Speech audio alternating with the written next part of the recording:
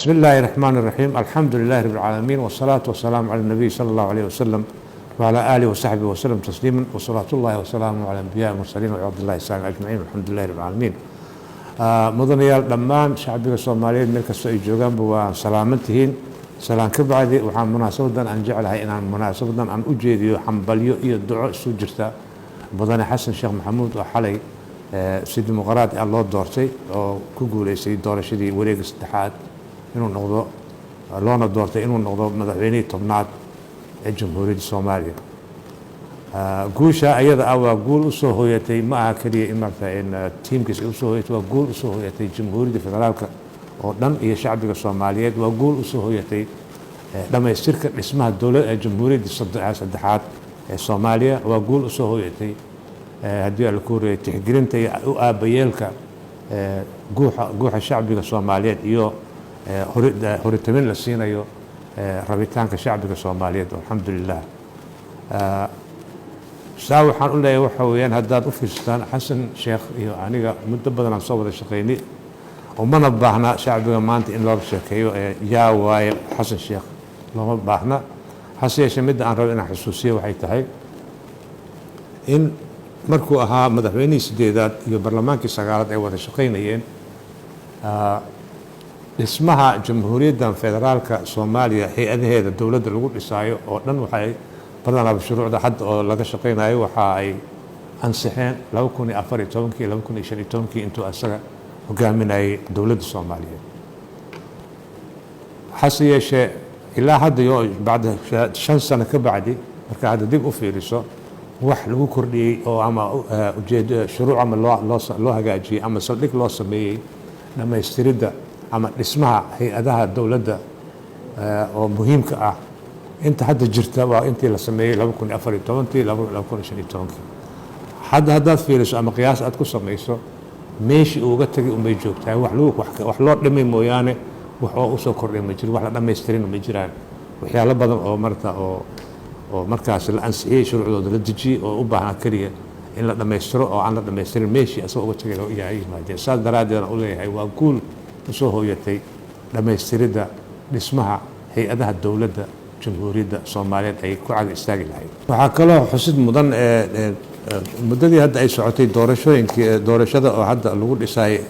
lagu abaabulayay baarlamaanka iyo doorashada madaxweynaha arrimo ugub ah ayaa jiray oo hore aan u dhici jirin, taasoo ay ka mid tahay haddaan ka soo bilaabo guddoonka baarlamaanka federaalka waa markii ugu horreysay oo gabar Soomaaliyeed ay ka mid noqoto xubin ka noqota guddoonka baarlamaanka. taasi waa arrin soo hooyatay. arrinta kale oo ugubka ah waxay tahay iyadana in madaxweynaha Soomaaliyeed oo laba jeer la doorta inuu isagan xasan soo baxay waa arrin iyadana ugub ah. waa jirtay maarta arrimo badan oo kale ugub ah hore aan noo soo marin oo laakiin ka horreysay bishii maars wixii ka horreeyey.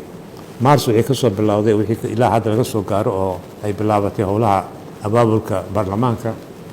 waxay u socotay si maarta oo sidii loogu talagalay ay ku socotay. waxaana ammaantaas iska leh howshaas sidaa u socotay waa ra-iisul wasaaraha iyo xogeynta guud ee baarlamaanka federaalka wada shaqayntooda ku jira iyo howlwadeennada baarlamaanka, kuwaasoo u baahan in maarta ammaan iyo shahaado sharaf lagu siiyo sida ay u wadeen ilaa intii aan guddoonka la samayn say usoo shaqeeyeen iyo barnaamijka ay dejiyeen sidai usoo hirgalay ilaa doorashada madaxweynaha laga soo bilaabo bisha 12 maars ilaa maanta May. barnaamijka ayaga ay hogaaminayeen waa ku faraxsanahay. ani waxaana ku dadaalaa waxaana soo jeedinayaa in maarta shaqaalaha ama howlwadeennada baarlamaanka iyo xogeynta guud ee baarlamaanka la siiyo shahaado sharaf lagu ammaanayo hawsha siday u fuliyeen maadaama ay yihiin lafdhabarka baarlamaanka wadadooda. marka ilaa intaa guddoonka la samayn hawshay usoo wadeen waa ammaan gaar ah aan iyaga u jeedinayo.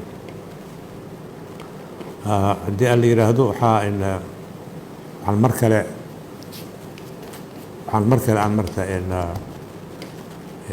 xambalyo iyo ducaba u jeedinaynaa madaxweyne xasan. ilaahay garabkiisa ha galo. annakana waxaan diyaar u nahay shacbiga dhammaanna waxaa weeye hal qofna wax ma bedeli karo,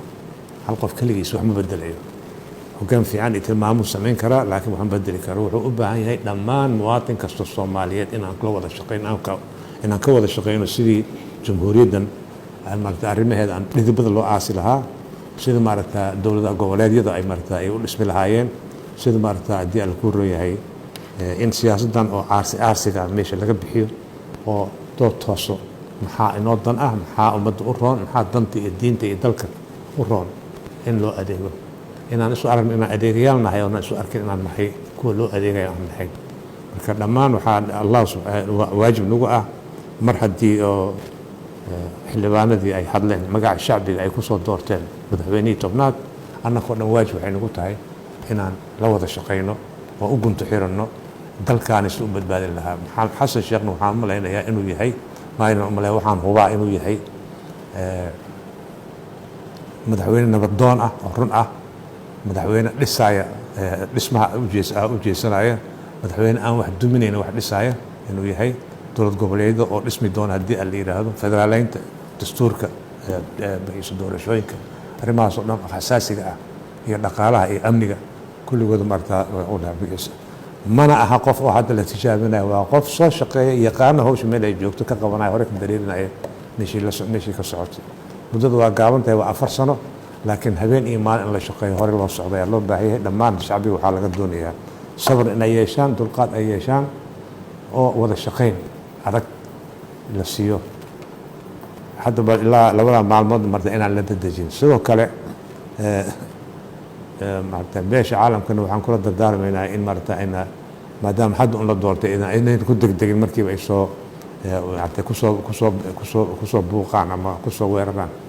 in laga joojiyo ilaa maarata asaga tiimkiisa ka samaysanayo oo barnaamijkiisa dhisanayo in maarata laga warsugo waa lagama maarmaan aad iyo aad aad u mahadsantihiin mar kale iyo mar kale hambalyo aan u ducayno jamhuuriyaddan saddexaad inay noo dhisanto aan u ducayno hogaaminteena inaan hogaamin toosano alla ka cabsi laa ilahay noo noqoto aan u ducaysano in maarata qalbigeena iyo qulubteena iyo qoolkeena iyo afcaasheena inay maarata is yeeshaan alla ka baryo insha allah asalaamu calaykum